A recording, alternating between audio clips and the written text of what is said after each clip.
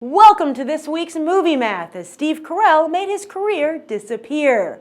Yes, Hollywood was indeed astounded and amazed as one of its biggest comedic stars went up in smoke, debuting at number 3 with just over 10 million.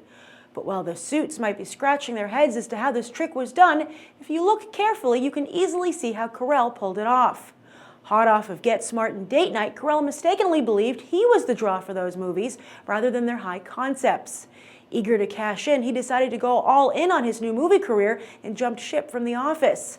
Now, one could debate whether or not it was his absence from everyday pop culture or a simple lack of quality that caused his follow-up films to slowly backslide at the box office. But maybe it was both.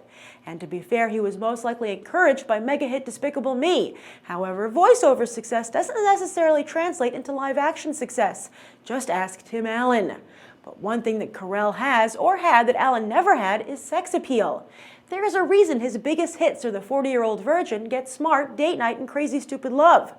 Hopefully someone will clue Carell in and do it fast, as he doesn't have any more rom-coms lined up. Instead, it's more Will Ferrell copycat scripts and one Oscar bait flick where he tries to pull a Robin Williams or Jim Carrey and go serious, which didn't really work for either of them. Case in point, Carrey is also stuck in Burt Wonderstone. This is more bad news for Warner Brothers, who is 0 for 5 this year so far. That only makes it all the more imperative that their summer slate delivers.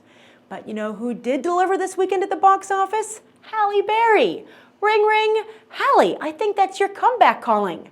After decades of trying to appeal to male audiences with low points such as her topless scene in Swordfish and all of Catwoman, Berry finally decided to go after female audiences and won big. Sony aggressively targeted women with their ad campaign, highlighting that in the call when a teenage girl is in trouble, it's another woman to the rescue. It was a very clever move, as it is indeed a refreshing change of pace to have an unassuming older female hero rather than the voguing ingenues that have become so commonplace. This is Berry's biggest box office opening since Catwoman, although this time with a budget of just $13 million instead of $100 million, it's a good thing.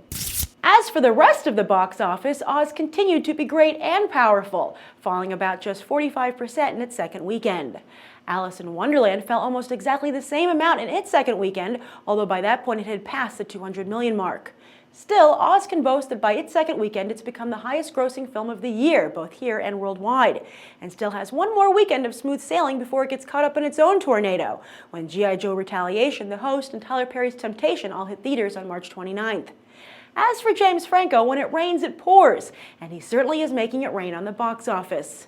Not only is he riding high with Disney's Oz, but his indie flick Spring Breakers, opening in just 3 theaters, delivered a stellar per-theater average of 90,000.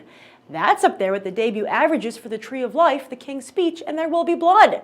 We'll have to wait and see if Korine has finally hit the big time, or if audiences are simply eager to see his teen star self-destruct and then move on. Elsewhere in the top 10, while they were mostly ordinary and weak, at least the other movies were able to slow their bleeding. Most drops were in the high 20s or low 30s percentage-wise, with the exception of 21 and Over, which dropped almost 50% and only now managed to go over 21 million. As for this coming weekend, as I just noted, Oz has little competition coming its way. But if anyone can beat it, Hollywood is betting once again it will be another 3D visual feast, this time the Croods.